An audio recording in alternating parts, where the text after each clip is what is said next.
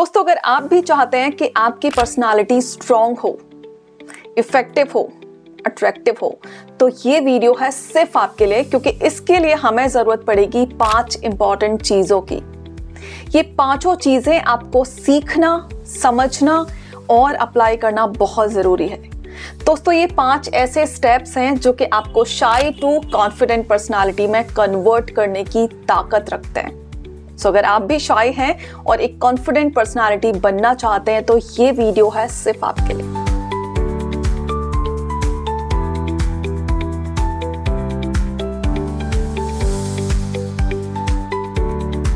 सबसे पहले हम बात कर लेते हैं कौन सी 5 इंपॉर्टेंट चीजें हैं जो कि हमें शाई टू कॉन्फिडेंट में कन्वर्ट कर सकती हैं।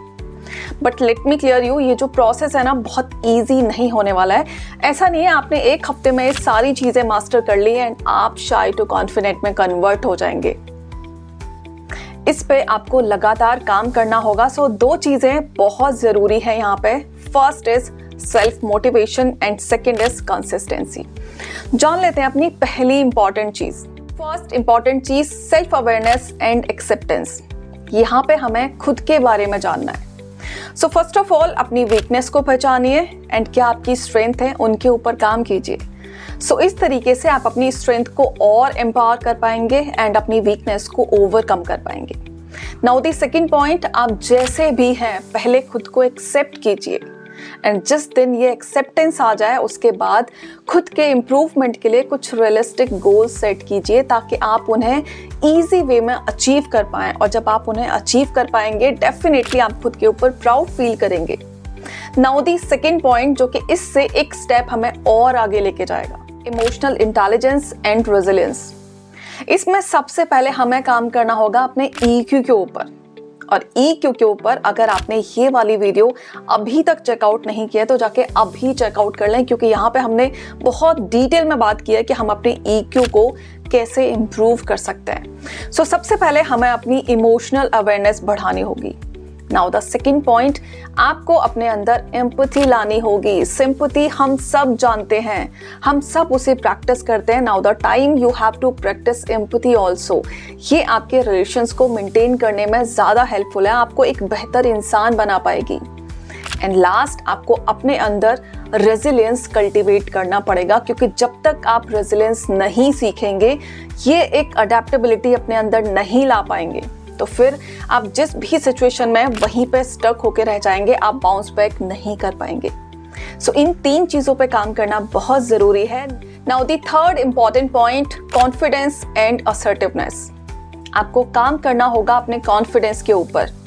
सो यहाँ पे आपको अपने कम्युनिकेशन स्किल्स को इम्प्रूव करना होगा एंड अपने कम्युनिकेशन स्किल्स में असर्टिवनेस को ऐड करना होगा। ये बहुत ज़रूरी है। ये आपको ज़्यादा बोल्ड दिखाएगा, ज़्यादा कॉन्फिडेंट दिखाएगा। एंड आपको कैलकुलेटेड रिस्क लेना भी आना चाहिए, क्योंकि जो इंसान रिस्क नहीं लेता ना दोस्तों, वो कभी ग्रोथ नहीं ले पाता। सो यहाँ पे बहुत ज़रूरी है एक ग्रोथ माइंडसेट का होना भी। सो ये तीनों चीज़ें मिलकर जिस दिन आपकी पर्सनालिटी में ऐड ऑन हो जाती हैं, डेफिनेटली आपकी पर्सनालिटी को 3rd लेवल पे ले जाती हैं। एंड नाउ हम बात करेंगे 4th लेवल की, that is the most important. 4th important point, positive relationships and networking. So इसके लिए फर्स्ट ऑफ ऑल आपको काम करना होगा अपने कम्युनिकेशन स्किल्स के ऊपर। उन्हें आपको ज़्यादा असर्टिव बनाना होगा, उन्हें ज़्यादा इफेक्टिव बनाना होगा। सो यहाँ पे आपको फोकस करना है अपने कम्युनिकेशन स्किल्स को इम्प्रूव करने पे। नाउ द सेकेंड थिंग, आपको कुछ ऐसे कनेक्शंस बनाने हैं जो कि एक्चुअली आपके लिए मीनिंगफुल हैं। आप चाहे सोसाइटी की बात करें, आप चाहे अपने ऑफिस कल्चर की बात करें या फिर अपने रिलेशंस की बात करें, ये आपकी फैमिली है या फिर आपका ऑफिस है, आपके रिलेशंस ऐसे होने चाहिए जो कि एक्चुअली मीनिंगफुल हैं, जो कि एक्चुअली एक दूसरे को सपोर्ट करते हैं। सो हमें कोशिश करनी है कि हमारे आसपास का एनवायरनमेंट एंड हमारे आसपास के लोग पॉजिटिव हों। अगर एक पॉजिटिव एनवायरनमेंट हमारे आसपास होता है तो हमारा माइंडसेट भी धीरे धीरे पॉजिटिव होने लगता है।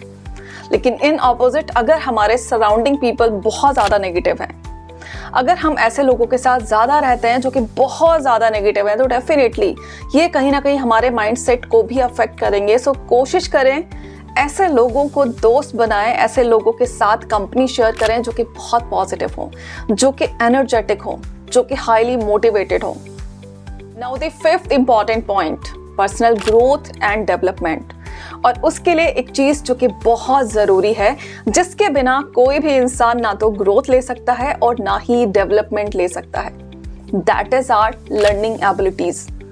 दोस्तों, जो भी इंसान ना सीखता रहता है, जो इंसान अपने अंदर के बच्चे को जिंदा रखता है, वो इंसान जिंदगी भर सीखता रहता है, और जो इंसान जिंदगी भर सीखता रहता है वो जिंदगी भर ग्रो करता रहता है। सो ग्रो करने के लिए एक चीज जो कि सबसे ज्यादा जरूरी है, that is our continuous learning. So इस लर्निंग को कॉन्टिन्यूअस रखिए एंड ग्रो करते रहिए।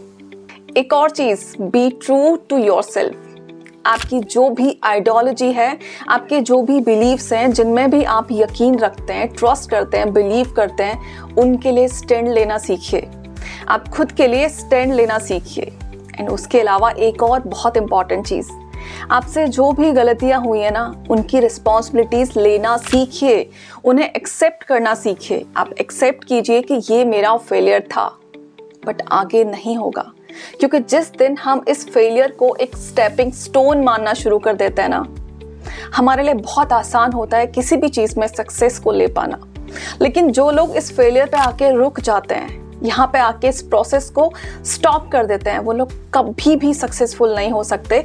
सो इस फेलियर से हमें घबराना नहीं है, इस फेलियर की रिस्पॉन्सिबिलिटी हमें लेनी है एंड इसको इम्प्रूव करते हुए हमें आगे बढ़ते जाना है। क्योंकि हमारी जो लर्निंग है ना, होल लाइफ के लिए, सिर्फ इस फेज के लिए नहीं है, बल्कि हम जिंदगी भर कुछ ना कुछ नया सीखते रहेंगे, और नया सीखते रहेंगे तो हम ग्रो करते रहेंगे। आई होप ये पांचों चीज़ें आपको बहुत अच्छे से क्लियर हो गई हैं, और जिन लोगों को ये बहुत अच्छे से क्लियर हो गई हैं, आई डोंट थिंक सो कि उनको अपनी पर्सनालिटी को इम्प्रूव करने में अब कोई भी प्रॉब्लम होनी चाहिए। अगर आपको पर्सनालिटी डेवलपमेंट पे और भी चीज़ें सुननी हैं, और भी चीज़ें जाननी हैं, तो ये वाली प्लेलिस्ट है, सिर्फ आपके लिए, जाके ज़रूर चेकआउट कर लें। Bye bye, take care.